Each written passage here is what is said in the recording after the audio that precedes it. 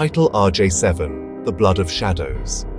Chapter 1, The Abandoned Bloodline. When the gods close their eyes, monsters are born. Cold winds swept across the frozen peaks of Zainar, a land that never saw the sun for more than a few minutes each day. Among those icy cliffs stood a mansion older than history itself, the House of Erat, home to the world's most powerful bloodline.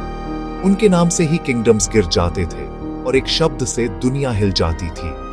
उनके jeans में लिखा था power, उनके अस्तित्व में लिखा था dominance. और एक रात इसी घर के अंदर एक बच्चा पैदा हुआ जिसकी आंखों में डीप ब्लू और रेड का फ्यूजन था, एक इम्पॉसिबल मिक्स जो इस दुनिया में कभी नहीं देखा गया। वो था RJ7। The curse of birth, the seventh child of the Erath bloodline, the seventh son of the seventh star, एक प्रोफेसी जो हर 1000 साल में एक बार होती थी। पर जब RJ7 पैदा हुआ, महल में एक अजीब सा साइलेंस छा गया। उसका रूप एक मिरर अनोमली था, हर रिफ्लेक्शन में अलग वर्जन दिख रहा था।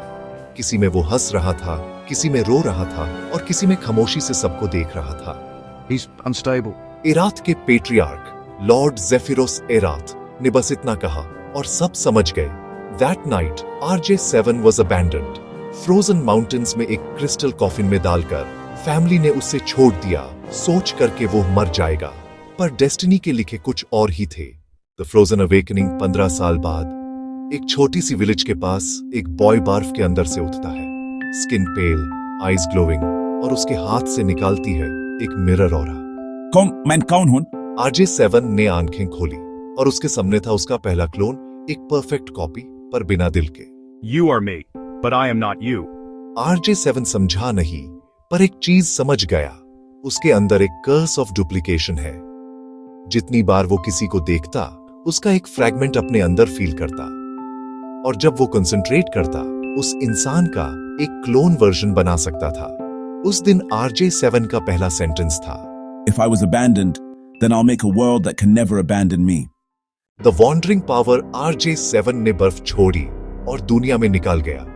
हर जगह लोग यूज मॉन्स्टर कहते क्योंकि वो अपनी क्लोन्स के साथ लड़ाई करता रहता था। उसके पास कोई टीचर नहीं था, पर हर दिन वो अपने क्लोन को मार कर स्ट्रॉन्गर वर्जन बनता गया। उसने हर डिफीट को एक ट्रेनिंग बनाया, हर पेन को एक पावर। एक दिन एक डिजर्टेड बैटलफील्ड में उसे एक सिंबल मिला, एक ब्रोकन सोर्ड जिसमें लिखा था, Only the Forsaken can control the infinite।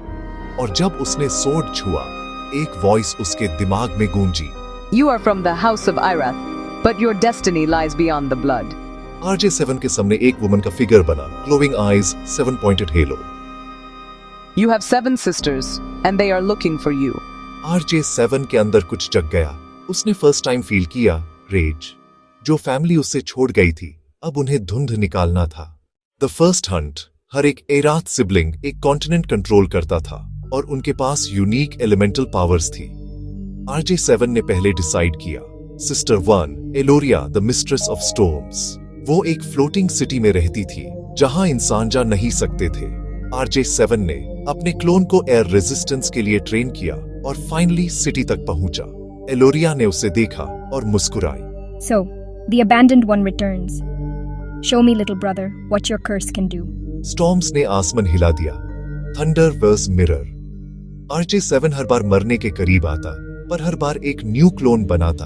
Her clone एलोरिया के एक पावर को कॉपी करता जा रहा था।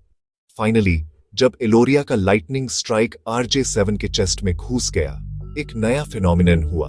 उसका क्लोन एक्सप्लोड हुआ और पूरी सिटी एक मिरर स्टॉर्म में लपेट गई। एलोरिया रुक गई और पहली बार अपने छोटे भाई को देखा।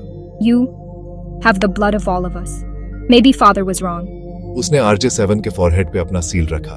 Find the rest. Only then, the truth of your existence will awaken. The birth of the legacy RJ7 अब सिर्फ एक आउटकास्ट नहीं रहा। अब उसके पास एक मिशन था, अपनी 7 सिस्टर्स को ढूंढना और उनके सील्स इकट्ठा करना।